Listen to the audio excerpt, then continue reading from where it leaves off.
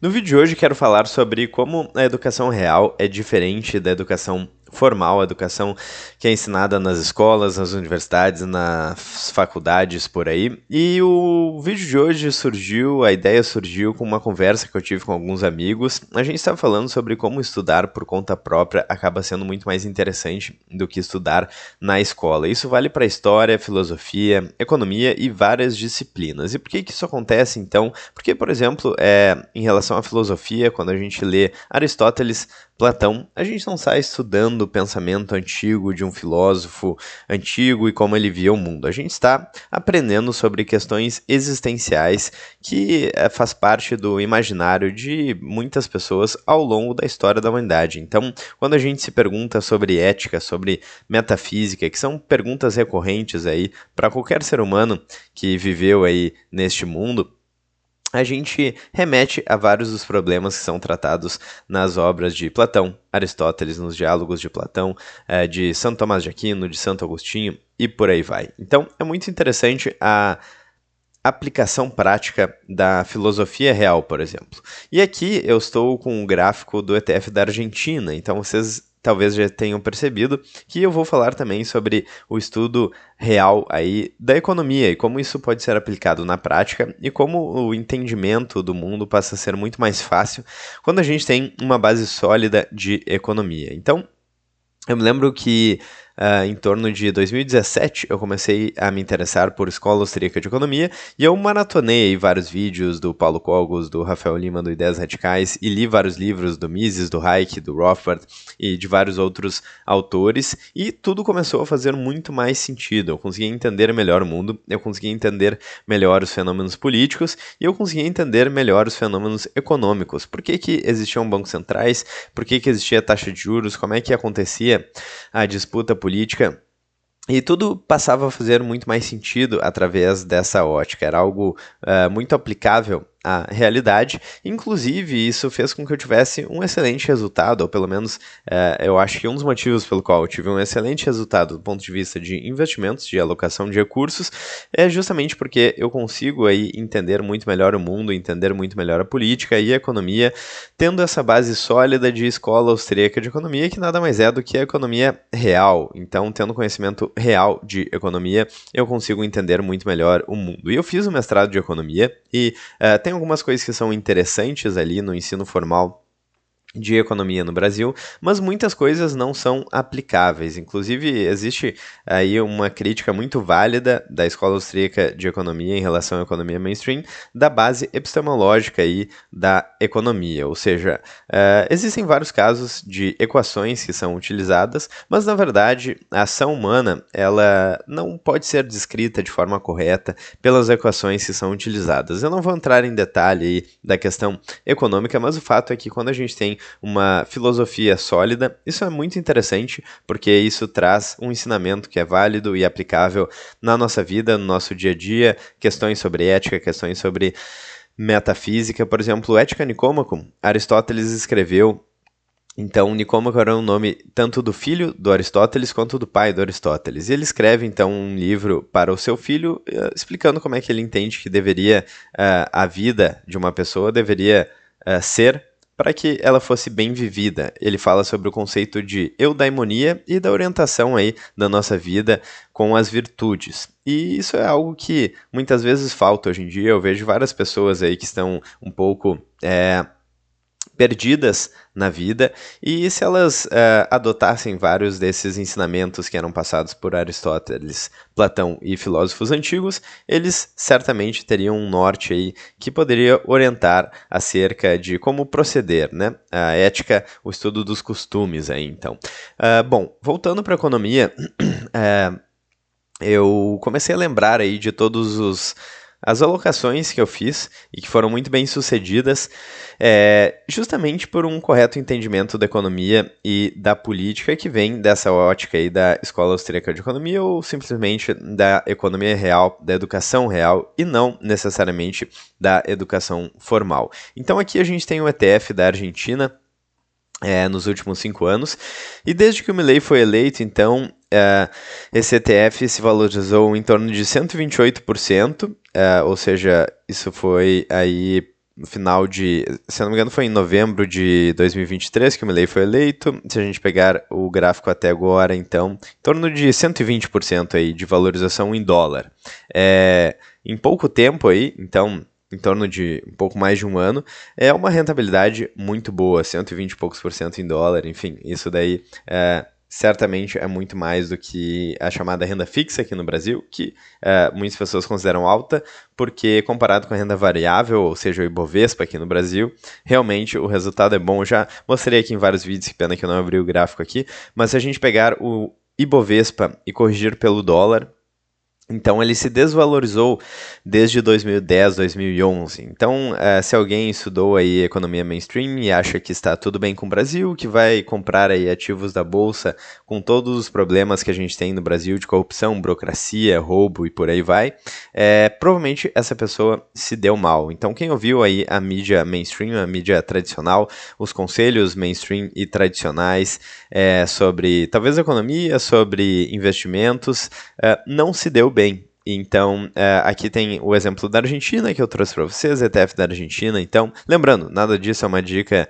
de investimentos, e só porque esses ativos tiveram um bom desempenho no passado, não significa que isso vai continuar se repetindo para o futuro. Mas tem vários exemplos aí de libertários, de economistas austríacos que tiveram um ótimo desempenho aí em vários ativos que eu vou mostrar aqui. Então, Argentina, ETF da Argentina, a gente tem aqui o exemplo do ouro também, que está próximo da máxima histórica, e a questão do ouro, bom, então, qual que é a questão da Argentina? A questão da Argentina é que, basicamente, quando a gente tem mais liberdade econômica, quando a gente tem mais facilidade de fazer negócios, mais facilidade de empreender, a gente tem mais desenvolvimento econômico. É algo que a gente aprende aí, por exemplo, no livro As 6 Lições do Mises, ou em vários outros livros de escola austríaca de economia. Então, uma das ideias mais básicas aí da economia. Aqui a gente tem o gráfico do ouro, o ouro está na máxima histórica, e a questão do dinheiro também é muito importante na escola austríaca de economia, ou seja, boa parte dos economistas austríacos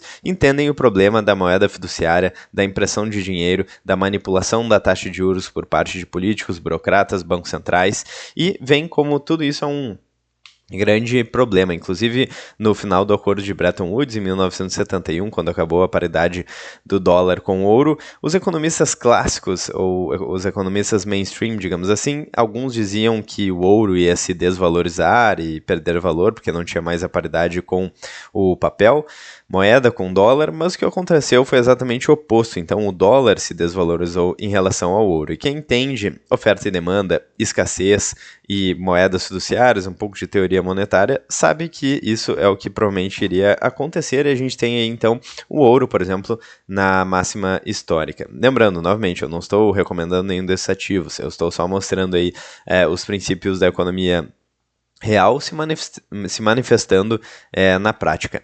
Bom, exemplo clássico aqui, então, Bitcoin, nos últimos anos, nos últimos 5 anos, se valorizou quase 1000% aí, então é uma valorização fantástica e não poderia deixar de ser aí, o potencial do Bitcoin é realmente muito grande, e justamente ele surge em 2008 como uma alternativa ao sistema financeiro tradicional, com moedas fiduciárias, impressão de dinheiro por parte de bancos centrais, manipulação do dinheiro e por aí vai. Inclusive, no bloco Gênesis do Bitcoin, ele faz uma menção ao resgate aos bancos. Então, o sistema político atual que a gente tem hoje, ele basicamente ele serve para salvar os bancos e os amigos do rei às custas da população. Então, basicamente, a gente paga a conta através de impostos, através da inflação, do imposto inflacionário, digamos assim, e basicamente o Bitcoin será uma alternativa a esse sistema, a escassez digital aí, já tiveram várias tentativas de criar uma moeda digital, e o Bitcoin foi essa alternativa que vem tendo mais sucesso ao longo do tempo. Aqui a gente tem, então, no próximo gráfico, as ações aqui da MicroStrategy, então MSTR. Eu já falei sobre as ações dessa empresa várias vezes aqui no canal, e basicamente a estratégia aí do CEO da empresa, o Michael Saylor, é shortar dólar, então shortar a moeda fiduciária, que vem se desvalorizando ao longo do tempo, já mostrei isso aqui em gráficos em outros vídeos, e se alavancar em Bitcoin. Então, a valorização aí depende da valorização do Bitcoin, e é basicamente um Bitcoin com esteroides, ou seja, um Bitcoin com mais risco, com mais volatilidade. Então, como o Bitcoin se valorizou, a gente tem uma valorização ainda maior para a MicroStrategy de mais de 3.000% em dólar nos últimos 5 anos. É realmente absurdo. Se eu não me engano, eles começaram a adquirir Bitcoin aqui em 2020, se eu não me engano, em agosto aqui, que foi quando a valorização forte começou a acontecer. Então, realmente, uma rentabilidade brutal aqui para a MicroStrategy, e a tese dele é uma tese de escola austríaca de economia, é uma tese que, por exemplo, o Saifeddin Ammous provavelmente falaria, que é o dólar vem se desvalorizando, o Bitcoin vem se valorizando, e basicamente a economia, a tese econômica fundamental mostra que isso deve continuar acontecendo. Então, pelas premissas básicas de oferta e demanda, pelo que a gente entende de moeda de escassez, a gente tem uma moeda cada vez menos escassa, que é a moeda fiduciária, e no caso do Bitcoin, uma moeda cada vez mais escassa com uma demanda crescente. Bom, então aqui temos alguns ativos, eu poderia citar outros, tem empresas aqui no Brasil como a Amélios, que está utilizando a mesma estratégia e vem conseguindo um desempenho muito bom aí nos últimos meses. Então, vários outros ativos que vêm desempenhando bem, e é muito mais fácil entender a economia sob essa ótica. Tem também um ranking da Heritage Foundation que ranqueia países de acordo com a facilidade de fazer negócios. E não à toa, os países onde é mais fácil empreender são os países onde a qualidade de vida é melhor. Então, a gente tem Austrália, Suíça, Suécia, Nova Zelândia e Singapura e vários países aí onde é fácil de empreender, e todos os países que se desenvolveram no longo prazo aí foram países que adotaram medidas que basicamente tornavam a vida de empreendedores, empresários mais fácil, faziam com que mais empregos fossem criados e melhorava aí a qualidade de vida das pessoas de uma maneira geral. Então, bom, o que especificamente sobre economia eu falo que poderia ser considerado aí como educação real, certo? Recomendo que vocês deem uma olhada no Instituto Rothbard, então. Bom, tem vários canais muito bons aqui no YouTube que falam sobre economia, escola austríaca de economia, como o canal do Fernando Urrich, como o canal dos Bitcoinheiros, que fala especificamente sobre Bitcoin, no caso, e vários outros. Então, se você quer conteúdos no YouTube, tem várias opções. O próprio canal aqui que vocês estão assistindo agora, que fala sobre Bitcoin, fala sobre escola austríaca de economia, sobre assuntos aí do interesse. E sobre livros aqui, então, recomendo que vocês deem uma olhada no Instituto Rothbard. Para quem não conhece, você pode vir aqui em biblioteca, e tem vários livros gratuitos em PDF, como as 6 lições do Mises, que eu já mencionei várias vezes aqui no canal, porque tem alguns conceitos muito simples e muito importantes aqui.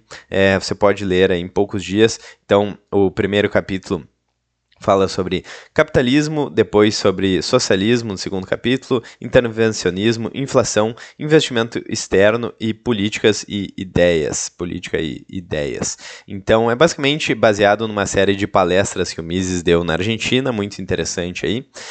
E tem outros livros que vocês podem ler, como A Desestatização do Dinheiro, que fala sobre a questão monetária, Anatomia do Estado, que é um livro muito rápido de ler, muito simples, poucas páginas e fácil, tem aí todos esses livros, se eu não me engano, tem gratuitamente em PDF. O Bitcoin Red Pill, que fala mais especificamente sobre Bitcoin, e também o padrão Bitcoin de Saifeddin Ammous, que tem em inglês e tem em português também a versão traduzida. Então, recomendo que vocês leiam esses livros e busquem aí sempre a educação real. Em relação à filosofia também, certamente ler os grandes clássicos que eu já mencionei aqui. E sim, existe muitas coisas vocês podem aprender vendo a história real, e boa parte da história que é contada nas escolas, nas universidades também, passam por distorções, certo? Então existem distorções no ensino da história, no ensino da economia, da filosofia e por aí vai. Então, eu acho interessante aí mencionar essa diferença, essa distinção entre a educação real e a educação formal. Bom, eu vou ficando por aqui, eu espero que vocês tenham gostado do vídeo hoje. Se vocês gostaram, deixem seu like aí, cliquem no sininho, inscrevam-se no canal e fiquem à vontade então na seção dos comentários. Eu vejo vocês amanhã no próximo vídeo. Um grande abraço e até mais.